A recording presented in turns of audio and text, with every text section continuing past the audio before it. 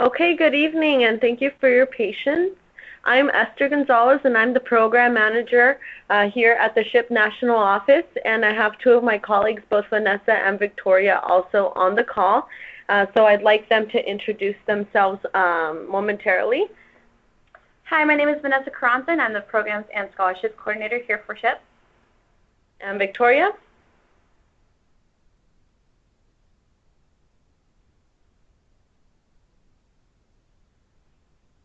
So Victoria is on the call, and she's actually out of Washington, D.C., but she's recording this meeting for us, so she'll introduce herself a little bit later.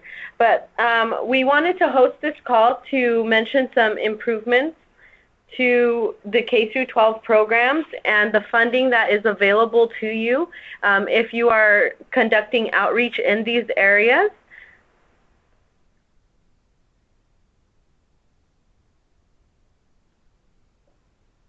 So we have new web pages. If you haven't checked them out, I highly suggest that you do.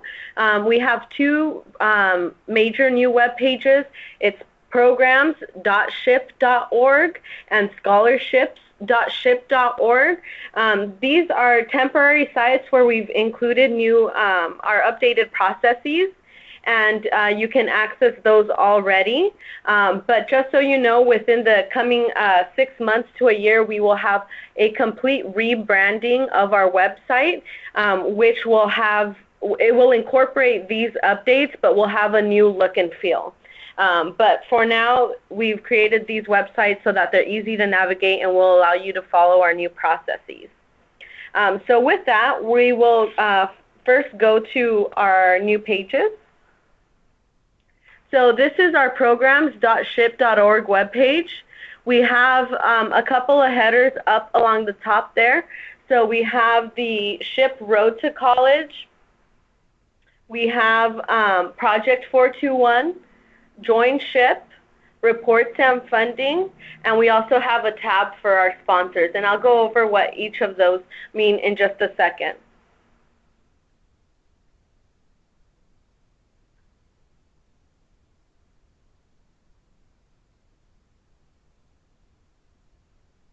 So we'll go over the updates to our K-12 program. The first is that we've established a theoretical strategy which will impact your applications for funding. So all our programs should do three things. The first is increase interest in STEM. That means students will be able to say that they know what STEM is and they want to do it. The second is that our programs increase self-efficacy in STEM. So a student should be able to say, I believe I can succeed academically in STEM. The third is identity in STEM. I can see myself as a STEM professional. And this will ultimately lead to increased enrollment in STEM degree programs. So this is our strategy, and this is what we want to measure in our K-12 outreach. So the idea is that if you're having a Noche de Ciencias, you're having an on-campus, on a university campus event, or you're taking a group of students to a science museum, whatever your event is, it should be centered around this strategy.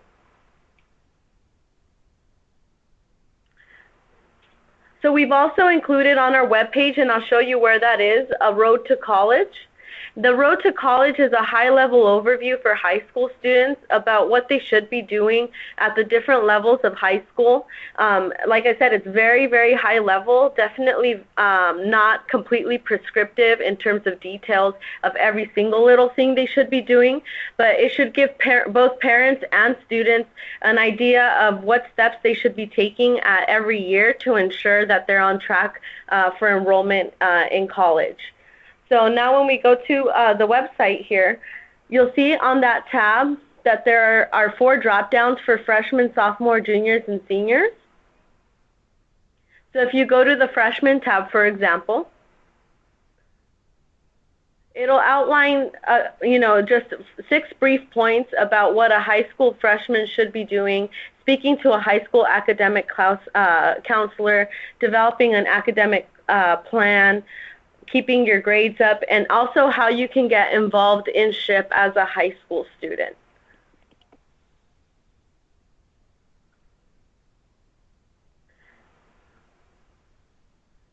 next tab on our website highlights Project 421. Project 421 is a national recognition for chapters that complete. This could be junior, student, or professional. So if you're a SHPE junior chapter, it means you do all of these events within your chapter. If you're a student or a professional chapter, that means that you partner with SHPE junior chapters and engage in these activities with junior chapters. So the 4 stands for hands-on STEM activities. This includes Noche de Ciencias and after-school activities. The second is mentorship activities. So the idea is that throughout the year, you have 2 mentorship activities where you develop an academic plan, where the student will develop an academic plan with a SHPE volunteer or leader, and that you meet twice during the academic year. And the last is a Get Out in STEM event. Ideally, it's at least a half to full day event. It can be a college campus tour, a science museum, a visit to a science fair, or to a conference. And the idea is that you're spending about a full day to, a half day to a full day outside of your normal classroom learning about STEM.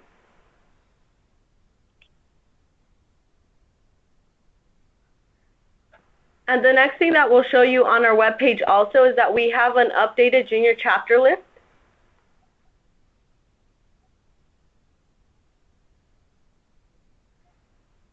So when you click the Join SHPE tab on the top, and I'll have Vanessa show you that one more time, you'll see here we've outlined the number of SHPE junior chapters by region. And when you click on a region, you can click on your state and see which chapters are in your area. So we're really happy to have this updated list. So if you're part of a chapter, a junior chapter, or you work in partnership with a junior chapter that's not listed, make sure that you email k12@shpe.org, and we'll look into updating that information. Project 421, which I had previously mentioned, is the tab just before that. It outlines there the types of more details about what a 4, a 2, and a 1 event are. And so if you complete 4 hands-on STEM activities, your 2 mentorship activities, and 1 get out in STEM activity, then you will be considered a Project 421 chapter. You'll receive a special badge next to your chapter name online, and you'll also receive national recognition at our conference. So the next thing that we're going to talk to you about is what's most important if you're hosting these events, and that's reports and funding. So we have, before we click on any page, I want to go over 2 things. So we have 2 types of funding. We have funding reimbursements, and we have a SHPE mini grant. So what they are is the SHPE mini grant gives you half of the funds up front, so it has a value of $500, and you receive $250 of that $500 before your event, and up to $250 after the event. And what that means is that if you're a chapter that's just starting and doesn't have the seed funds to start outreach in K through 12 programs, then we want you to apply to this grant to be able to have those $500 to kind of get you started in this process. However, if you're already a well-established chapter and you're already hosting these events, then you want to apply for what is called our K through 12 outreach funding reimbursement.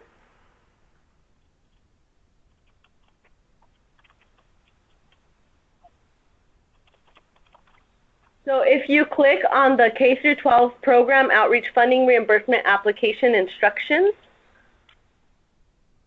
it will open a PDF where we outline detail line by line all the information that you need to apply. So for your chapter information, what you need is region, chapter name, type of chapter. This is for you, the sponsoring chapter. Your contact information, the mailing address is very important because that's the address that we will use if you're granted funding to mail you your check. So it's very important that, we don't care if it's your home address or it's the advisor's address on a college campus. We want to know where you want the check to go to. That's what's important to us. For event details, we need a start and end time. We need the event name, the name of the event location, the location address for the event, the number of attendees broken down by students, parents, educators, SHPE members, and other volunteers. We need to know what grade level the students are, and we don't need to know specific numbers. We just need to know ranges. So if you're at a middle school, you would just check 6 through 8. If it's middle and high school, then you would check both. If it's K through 5 in middle school, then you would check those two. A brief description of your event, 100 words max. What's important to note here is the italicized information.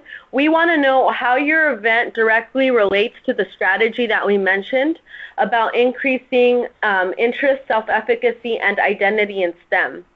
So we don't need to know every last detail about your activity or experiment that you're having and the types of materials that you're buying.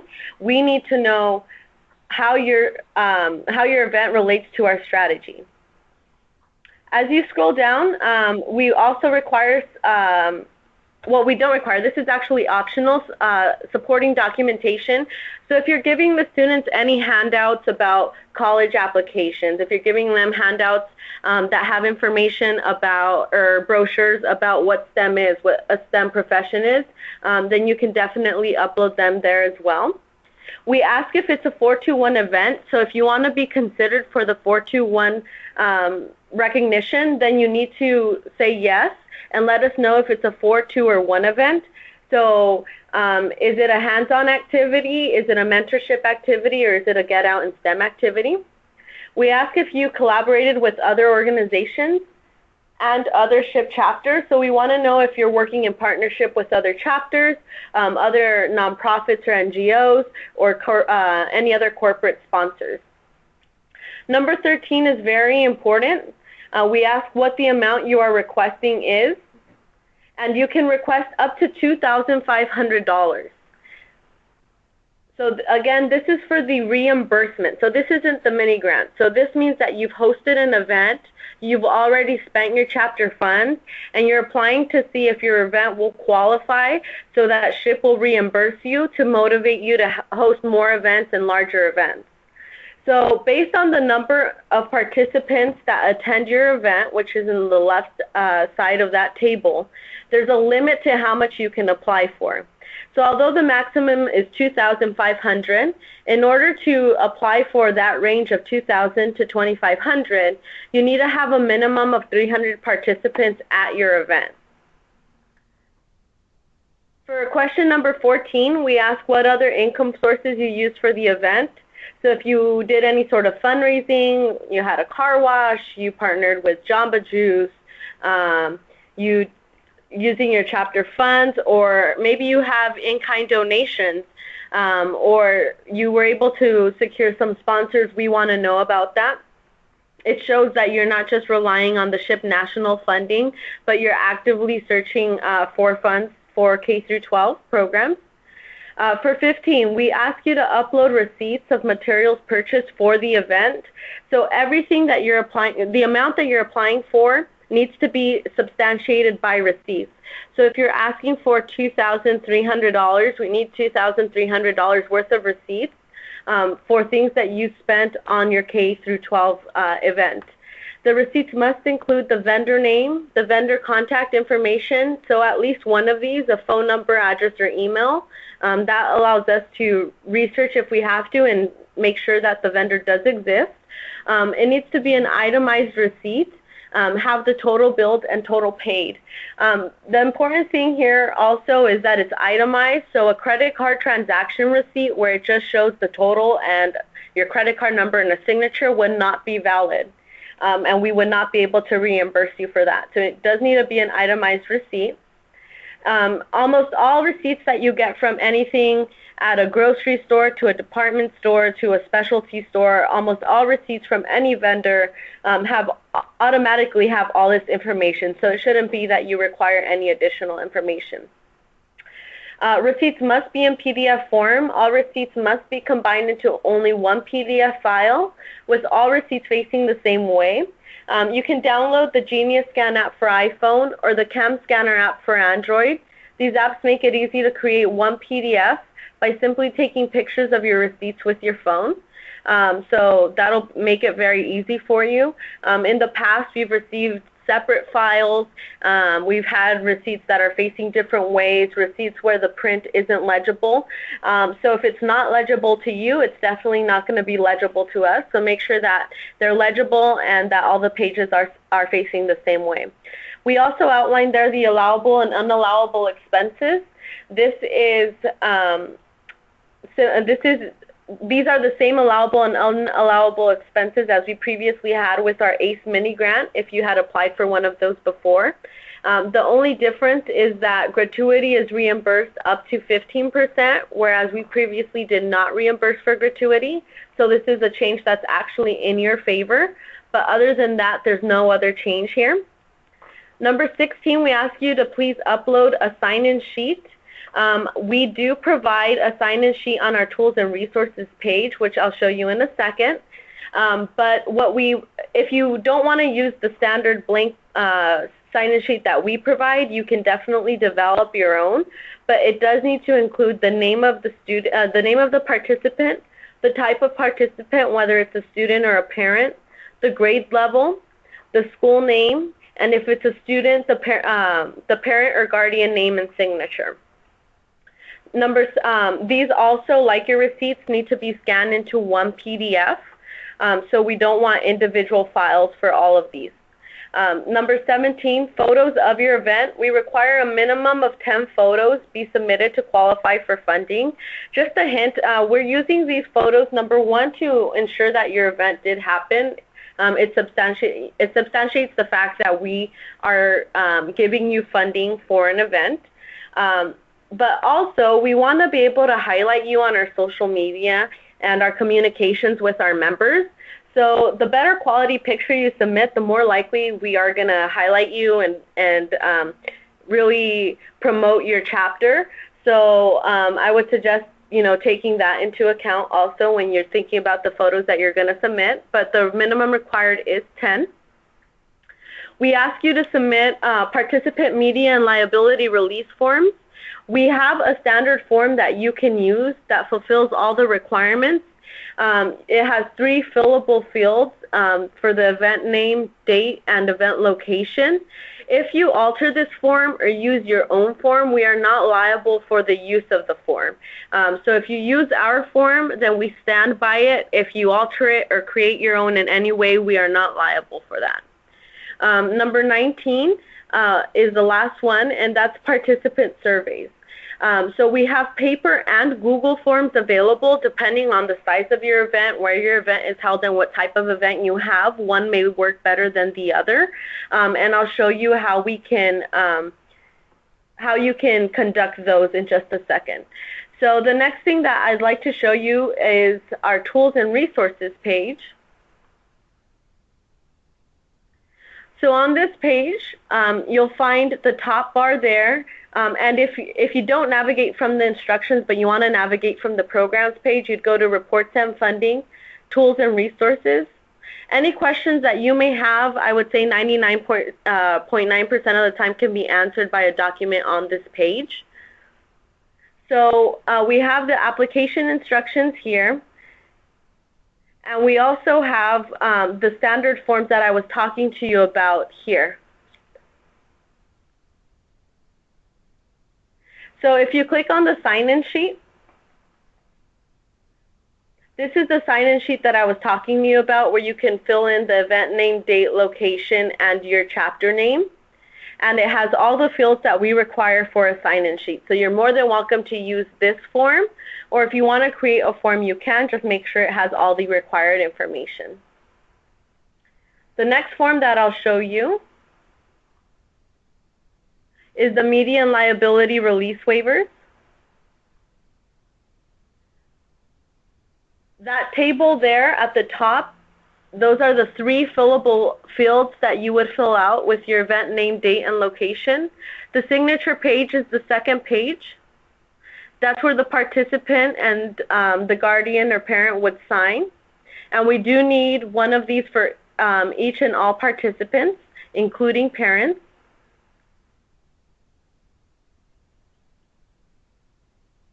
And an important thing to note is that we only need 1 copy of your front page, because the idea is that your front page is the same for all your participants. So when you're creating your PDF, you can scan in the first page the first time, and after that we just need the second page for all your participants. The next thing that I'll show you is the program survey instructions. So on this instructional sheet, you can read how to conduct your paper and Google Form surveys, depending on which you choose. For the paper surveys, you want to familiarize yourself with the surveys in case you have any questions. Ensure you have enough materials for your participants to complete the surveys. Explain the value of the surveys to our organization and that they are required to participate in the event. So there's some chapters have the impression that when they give surveys that they have to be optional. You can in fact require the surveys for participation in your event, and you will need to do that, because in order to qualify for funding, you must submit surveys for at least 80% of your participants. So that means if you had 100 participants total and you're applying for funding that requires 100 participants, we need to have at least 80% surveys. So we need at least 80 surveys. When you scroll down here to the second page, that will allow you to tally your surveys, and I'll show you where you can find the surveys. We do require that you use our SHPE national surveys, not your own surveys. If you want to give out your own supplemental surveys because you want some input or feedback about something that's not covered in one of our surveys, that is fine. But in order to qualify for funding, we do require that you use our surveys. So I'll show you here under Program PDFs, there's a link that says K-12 Program Surveys. That's an 8-page document that has pre and post student and parent surveys in English and in Spanish. So for each participant, we need a pre and post survey. So there should not be any reason why we have more pre-surveys than post-surveys or more post-surveys than pre-surveys, because if we don't have an equal number of pre-surveys and post-surveys, then we cannot use the data to measure our impact.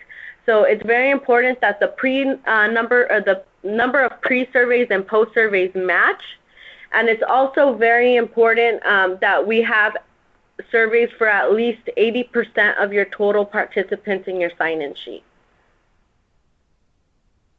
The next thing that I'd like to show you is how you can conduct your survey online. If you're going to conduct an electronic survey, the very first thing you need to do is get a survey code for your event. Once you click that link, you get an event code generator. And once you click generate code, it'll generate a code for you. And that code is what you can copy and paste into the survey links. So under electronic surveys, we have 4 links for pre and post surveys. It doesn't matter if you're a student or parent. The only difference is that there's pre and post in English and in Spanish. So you select the link for the survey you'd like to conduct. You would input your event code, select if you're a student or a parent, and complete your survey.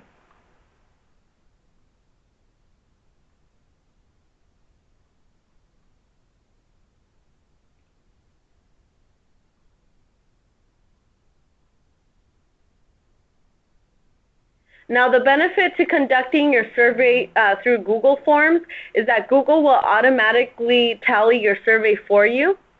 And unlike the paper surveys where you need to tally and report the responses yourself and also scan in the PDFs, so for you it's actually a lot less work if you conduct a Google survey, because it does all the work for you and it links your event to that code that we talked about. But some events may be too large, or in some instances it may just be easier to conduct the paper surveys, or more feasible, I should say. So that's what you need to do for your surveys. So once you submit everything that's required and you complete your funding application, you may have questions about how these applications are evaluated.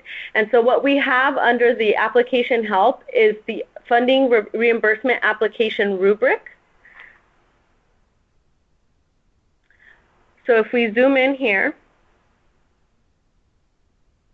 you can read the instructions at the top that let you know that every application will be reviewed by a SHPE K-12 program staff member and a regional leader. The regional leader will not be allowed to be from your own region, so we'll make sure that the regional leader evaluating your application is not from your region. They are evaluated blindly. The rubric consists of 50 possible points. Each line item will be either awarded full credit or no credit. So for example, the first item, clear and concise descriptions of proposed events and objectives, is worth 2 points. So you either get 2 points or no points, but you cannot receive partial credit. The scores awarded by the staff member and the regional leader will be summed for a total of 100 possible points. The reimbursements will be awarded based on total score, and SHPE will award as many possible applications based on funding available. All applications will receive an award or denial notice with their scores within 2 weeks after the deadline. So if you are applying for funding for spring, the deadline to submit your reimbursement is March 31st. So that's for any event K-12 that you've hosted from January 1st to March 31st, you can apply. On April 15th, you will be you will receive notice of whether you were awarded or denied your funding, and within 2 weeks you'll receive your check in the mail.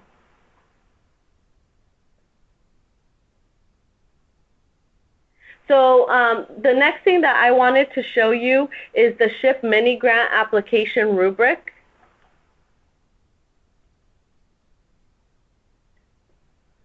So it's very similar to the other, to the funding reimbursement. The only difference between the SHPE mini grant application is that because you'll receive the funding prior to your event, your application will not ask for your documentation until after your event. So if you're doing the SHPE mini grant because you need half of the funds up front, you need that $250 up front to be able to host your event, then what you need to do is you submit your application. After you submit your application and you receive the first half of the funding, you host your event. After you host your event, you give us all the documentation that we require, so the receipts, the sign-in sheets, the surveys, the liability release forms, and your pictures, and then we will be able to release the second half of your funding. So where you would actually go to submit your applications is under Reports and Funding. If it's a reimbursement, you go to K-12 Outreach Report. On this page, you can actually report an event even if you don't, if you're not requesting funding. The reason that you would do this is a few reasons. The first is if you want to apply for Project 421 and you want us to be tracking your events because you want to be considered a Project 421 chapter, then you can report your event even if you don't need funding. We don't require receipts and all the other documentation. We'd like for you to provide pictures if you have them, surveys if you have them, because it helps us measure our impact as an organization nationally, but we don't require it. We just require some basic information about your event just to know about how many attendees you had and what kind of impact you had. If you are applying for a funding reimbursement, then you would select the second option. The other thing that I want to show you is the link to the mini grant application. So Reports and Funding and then SHPE mini grant. And here you would, this is the page that you would use, number 1, to apply for a SHPE mini grant event. And then also to submit the report for the mini grant event. So before your event, you would do the first option. After your event, to receive the second half of your 500, the second 250, you would select the second option. At this time, I'd like to pause for any questions. I know I've covered a lot of material.